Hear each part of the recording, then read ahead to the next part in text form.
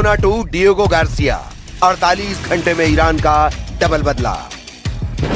Iran के नववर्ष नौरोज के मौके पर जिस तरह से ईरान ने अपनी मिसाइलों से इजराइल के परमाणु अड्डे के पास भीषण मिसाइल हमला किया, उसने पूरे इजराइल में दहशत फैला दी है। दावा किया जा रहा है कि ईरान ने 48 घंटे के अंदर अमेरिका और इजराइल दोनों पर जिस तरह के घातक और लंबी दूरी के मिसाइल हमले किए हैं, उसने न सिर्फ अमेरिका बल्कि पूरी दुनिया को चौंका दिया है। ईरान ने 48 घंटे के अंदर ये दोनों हमले उन दावों और रिपोर्ट्स के आने के बाद किया है जिसमें अमेरिका और इजराइल की तरफ से दावा किया गया था कि उन्होंने ईरान की 90% से ज्यादा मिसाइलें तबाह कर दी हैं और ईरान में एक भी टॉप कमांडर हमले का आदेश देने वाला नहीं बचा है। ट्रंप और नेतन्याहू ने तो यहां तक दावा कर दिया था कि ईरान ये जंग बुरी तरह से हार चुका है और अब ईरान में युद्ध करने की क्षमता बिल्कुल भी नहीं बची है। ऐसे हालात में ईरान ने पहले 4000 किलोमीटर दूर हिंद महासागर के बीचों बीच अमेरिका के सबसे बड़े सैन्य अड्डे डिएगो गार्सिया पर 2 बैलिस्टिक मिसाइलों से हमला करके हैरान कर दिया और अब इजराइल के शहर अराद और इजराइल के सबसे महत्वपूर्ण परमाणु केंद्र डिमोना के पास मिसाइल से हमला करके अमेरिका और इजराइल से डबल बदला ले लिया है। ईरान के परमाणु अड्डे नतांज पर हमले के बाद से ही ईरान ने खुला ऐलान किया था कि वो इस हमले का जबरदस्त जवाब देगा। यानी ईरान ने अपने हमलों की क्षमता से साबित कर दिया है कि ईरान को तबाह करने के चक्कर में अमेरिका और इजराइल युद्ध के ऐसे दलदल में फंस चुके हैं जिससे निकलना अब अमेरिका और इजराइल के लिए लगभग नामुमकिन है। हम बुलेटिन की शुरुआत इजराइल के परमाणु केंद्र डिमोना से कर रहे हैं।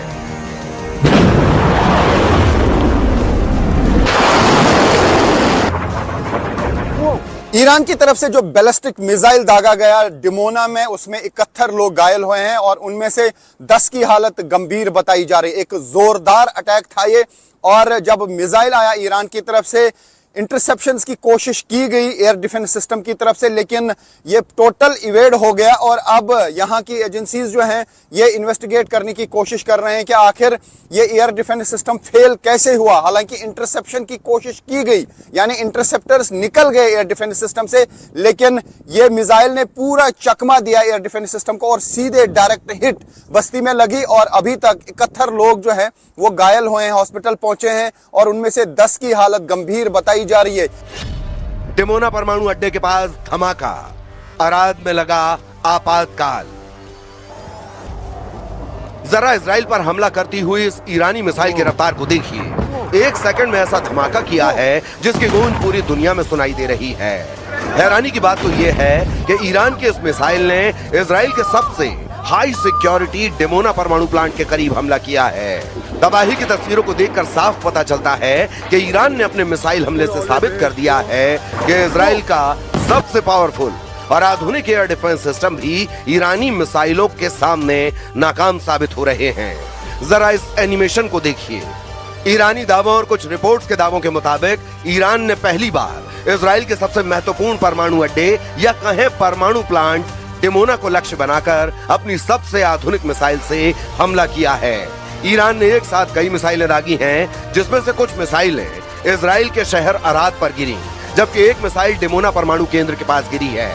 हैरानी की बात तो यह है कि इजराइल के 5 air defence system Arrow 2, Arrow 3, David Sling, Patriot, Iron Dome, Iron Beam सबको चकमा देते हुए डिमोना परमाणु केंद्र के पास धमाका कर दिया है। दावों के मुताबिक ईरान ने शायद इस हमले में खैबर शिकन बैलिस्टिक मिसाइल का इस्तेमाल किया है और इसने लगभग 1300 किलोमीटर की दूरी तय करके इजराइल के परमाणु प्लांट डिमोना के नजदीक भयंकर धमाका किया है।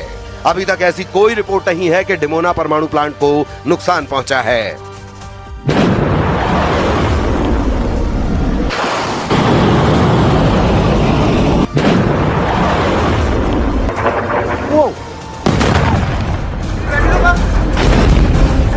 लेकिन ईरान ने इस इलाके पर हमला करके साबित कर दिया है कि इजरायली सैन्य अड्डे और पश्चिमी एशिया और हिंद महासागर में मौजूद अमेरिकी सैन्य अड्डा अब ईरान के मिसाइल हमलों से बच नहीं सकते हैं। इजराइल के प्रधानमंत्री नेतन्याहू ने उस इजरायली शहर अराद का भी दौरा किया है जहां ईरान की मिसाइल ने भीषण तबाही मचाई है। नेतन्याहू तक तबाही देखकर हैरान हैं कि आखिर इजरायली एयर डिफेंस सिस्टम लगातार फेल क्यों हो रहे हैं। אני פה בערד, קרה פה נס, אף אחד לא נהרג. אבל אנחנו לא רוצים לסמוך רק על הנס. היו 10 דקות שלמות מאז ההתראה ועד נפילת הטיל, הטיל נפל פה בין הבניינים, ואם כולם היו נכנסים בזמן הזה למרחבים המוגנים, למקלטים שיש פה מתחת לכל בית, दावा किया जा रहा है कि ईरान के परमाणु ठिकाने नतांज पर जिस तरह से कल हमला किया गया था, उसके बाद से ईरान ने इजराइल और अमेरिकी अड्डों पर हमले तेज करने का ऐलान कर दिया था। ईरान जवाबी कार्रवाई में लगातार बैलिस्टिक मिसाइलें इजराइल पर दाग रहा है। राजधानी तेल अवीव ही नहीं, अब उसके निशाने पर इजराइल का प्रमुख परमाणु केंद्र माना जाने वाला डिमोना भी आ चुका है। ईरानी मिसाइलें 2 शहरों डिमोना और अराद पर कहर बनकर टूटी। राजधानी तेल अवीव और यरूशलेम पर भी भीषण धमाकों की खबरें हैं। स्टेट मीडिया के अनुसार 1-2 नहीं बल्कि 4 बैलिस्टिक मिसाइलें दागी गईं। द टाइम्स ऑफ इजराइल के मुताबिक इन हमलों में 300 से ज्यादा लोग घायल हुए हैं। इजरायली विदेश मंत्रालय और स्वास्थ्य सेवाओं के मुताबिक घायलों में बच्चे भी शामिल हैं।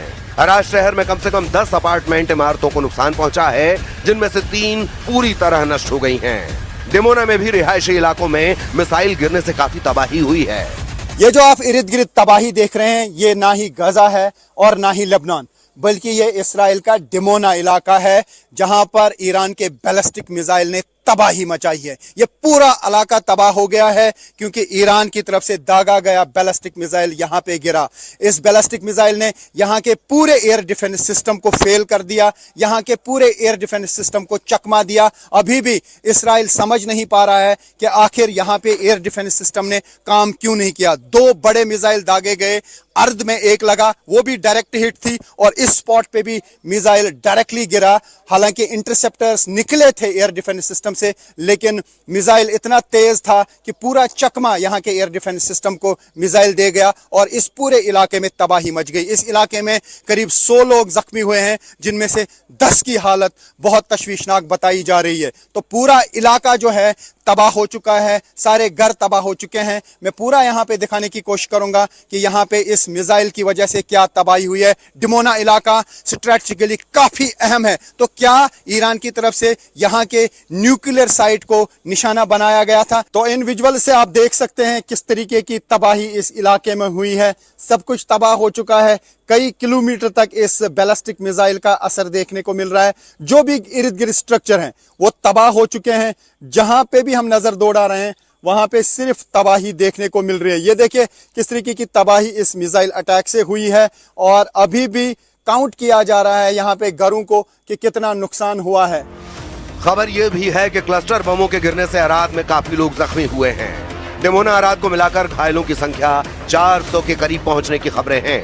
इजराइल के आर्मी रेडियो के मुताबिक डिमोना अराद हमलों में 150 घायल लोगों को अस्पताल में भर्ती कराया गया। ये सभी लोग इजराइल में हुए हमलों के बाद इलाज के लिए सोरोका अस्पताल पहुंचे हैं।